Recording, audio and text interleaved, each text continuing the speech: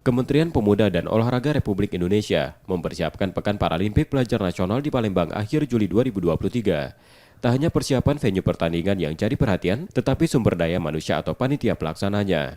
Kemenpora menggelar bimbingan teknis untuk panitia yang akan terlibat di Pepar Penas 2023. Kemenpora memastikan panitia yang bertugas untuk pertandingan harus memiliki keterampilan. Dari hari ini, sumber daya manusia, tenaga-tenaga yang langsung menangani penyelenggaraan, ini kita bimbing dalam forum namanya BIMTEK, bimbingan teknis. Harapannya, ya tentu mereka akan lebih terampil, lancar, sukses memfasilitasi para tamu, melayani para tamu, baik dalam pertandingan maupun dalam layanan-layanan lain.